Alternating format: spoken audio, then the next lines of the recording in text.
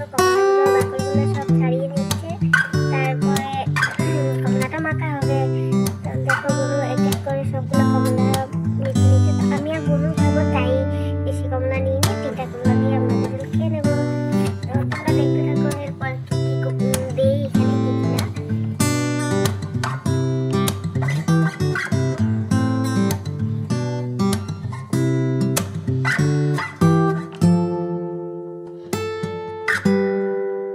Finally দেখো কমলাগুলো বাকল ছোলা হয়ে গেছে। এখন এগুলোকে বুনু পিস করে দিচ্ছে। দেখো এটা আসলে মোবাইলেই দেখেছিলাম, মানে এরকম করে কমলা খায় মাখা করে। আমি তো এর আগে কখনো এরকম মাখা করে খাইনি কমলা। তো ভিডিও দেখে মানে এবার ভাবলাম যে এরকম করে মানে কমলা মাখা করে খাই কেমন লাগে। কিন্তু সত্যি বলছি মানে খেয়ে একটু ভালো লেগেছে, মানে কি বলবো।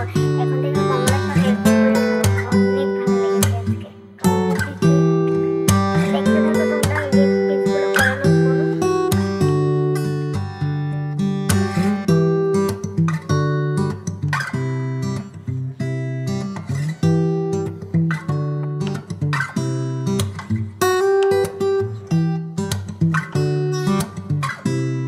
দেখো কমলাগুলো কাটা হয়ে গেছে। তারপর এনে দেওয়ার জন্য ধনেপাতা নিয়ে এসেছিলাম আমি বাড়ি থেকে। তো ধনেপাতাগুলো কেটে দিচ্ছিল এখানে। দেখতেই কি ভালো লাগছে, তাই না? কমলাগুলো সত্যি অনেক মিষ্টি, অনেক মিষ্টি। আজকে দাদা অরুণাচল থেকে এনে দিয়েছে, খুব মিষ্টি সত্যি। তো ধনেপাতা দিয়ে দেওয়া হয়ে গেছে, এখন মরিচ দেওয়া হবে। প্রথমে শুকনো মরিচ দিয়ে দিয়েছে বলে, তারপর কাঁচা লঙ্কা একটা দিয়েছে। শুকনো মরিচটা এত ঝাল ছিল কি বলবো, খাওয়ার পরে তো ঝাল লেগেছিল। তো একটা মরিচ দিয়ে দিচ্ছি, এটাও ঝাল ছিল কাঁচা লঙ্কাটা।